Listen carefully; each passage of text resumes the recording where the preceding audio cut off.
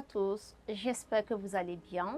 Dans notre émission Les clés de l'immobilier, une fois de plus, j'ai le plaisir de recevoir Maître Jean-François Guissou. Bonjour Maître. Bonjour Vassia.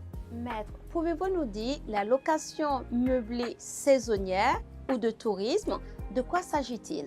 Alors effectivement, communément appelé location meublée type Airbnb, il va s'agir du fait de louer un local d'habitation meublé de manière répétée pour des courtes durées à une clientèle de passage qui ne fait pas du logement son domicile. Alors s'agissant du bien objet de la location, il peut s'agir de villas, d'appartements ou de studios. Concernant effectivement les meubles, location meublée, il faut un minimum de meubles évidemment, c'est même réglementé, il y a un décret d'application qui précise qu'il faut tous les ustensiles nécessaires à la vie quotidienne. Et concernant la durée, on parle de courte durée, il faut penser à des locations à la journée, au week-end, à la semaine, au mois, mais ça ne peut pas excéder 90 jours. Au-delà, on passe sous le régime des locations meublées de longue durée. Maître, nous avons pu nous rendre compte que la location meublée de courte durée est souvent pratiquée dans notre région. Quels sont ses intérêts?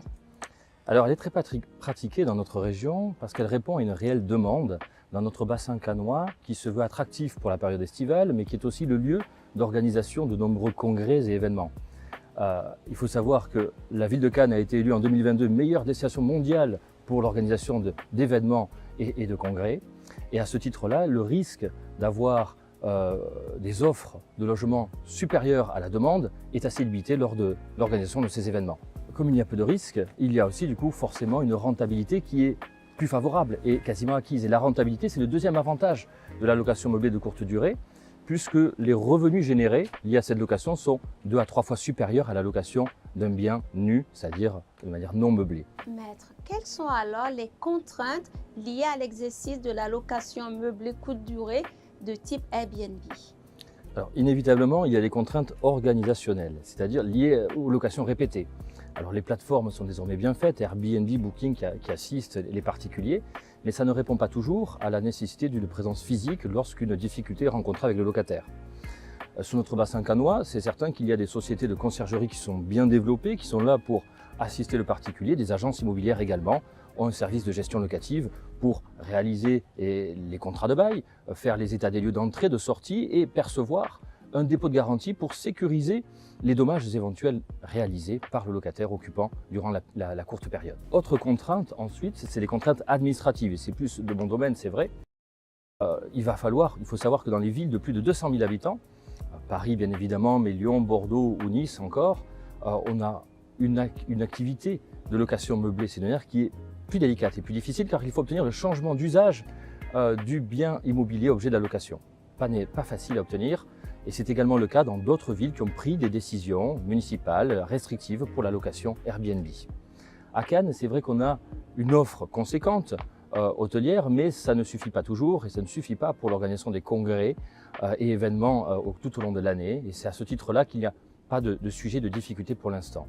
En revanche, il y a une double déclaration à réaliser. Une déclaration en mairie qui est systématique dès qu'on loue le bien pour une courte durée et de façon meublée. On doit s'enregistrer en mairie, avoir un numéro d'enregistrement de loueur meublé. Ça se fait à Cannes en ligne notamment et c'est assez simplifié. Il faut savoir que cet enregistrement est obligatoire que ce soit pour la résidence principale ou pour les résidences secondaires. À noter néanmoins que la résidence principale ne peut pas être louée plus de 120 jours par an. Deuxième déclaration à réaliser, c'est la déclaration d'existence auprès du centre des impôts. On va exercer une activité commerciale. L'activité de location meublée de courte durée, c'est une activité commerciale, il faut se déclarer. Et ça, c'est la deuxième déclaration à réaliser. Mais cette activité commerciale, ça a un autre impact. Et ça intéresse particulièrement le notariat. C'est la compatibilité avec le règlement de copropriété lorsque l'objet de la location porte sur un appartement ou sur un studio soumis à ce régime de copropriété. Il est en effet possible que le règlement de copropriété interdise purement et simplement la location type Airbnb, ça arrive, ou alors, s'il ne le dit pas, il peut y avoir des dispositions qui sont en contradiction avec cette activité. Notamment, je pense à la mention que l'on retrouve régulièrement, les appartements ne pourront être occupés que bourgeoisement. C'est une clause d'habitation bourgeoise exclusive que la loi Elan ainsi que la jurisprudence constante désormais analysent comme incompatible avec l'exercice de cette location meublée de courte durée. Et c'est en ce sens que dans notre région, le notaire a ce rôle essentiel de vérifier systématiquement ce que dit le règlement de copropriété pour la parfaite information du candidat acquéreur d'un bien immobilier et surtout de vérifier quelle est la destination souhaitée, projetée par le candidat acquéreur. Est-ce qu'il entend faire de la location meublée ou pas du tout? Donc, de toute façon, on vérifie systématiquement, mais on va apporter cette précision à l'acquéreur pour qu'il sache ce qu'il en est, s'il doit se reporter sur un autre projet immobilier ou s'il entend conserver ce projet-là.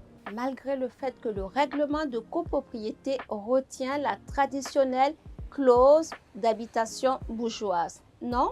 Oui, c'est exact, Vassia.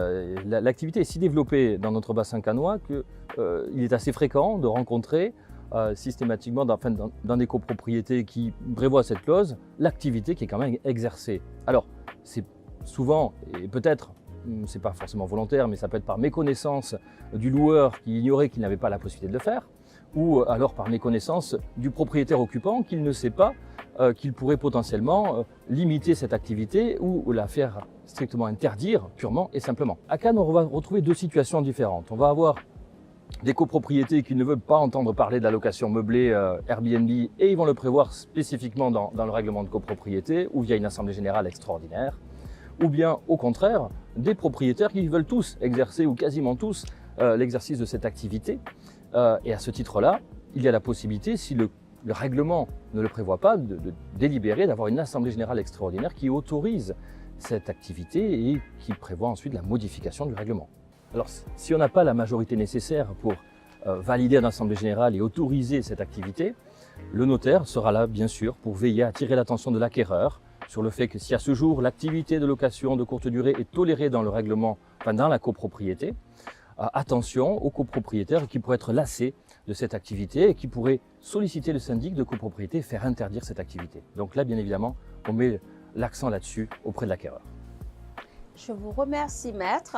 Nous avons pu, tout au long de cette émission, voir les avantages et les contraintes d'une location meublée de type Airbnb. Vous avez pu nous apporter tous les points nécessaires pour nous éclairer en tant que propriétaire désirant mettre son bien à la location, voir les régimes auxquels éventuellement il pourrait être assujetti, voir avec son notaire dans le règlement de copropriété, en tout cas être informé sur l'ensemble des informations qu'il doit recevoir en amont avant de mettre ce bien à la location. Merci encore. Merci Vassia. Nous avons été ravis de vous présenter cette émission. Nous vous souhaitons une excellente journée et à bientôt dans un prochain épisode.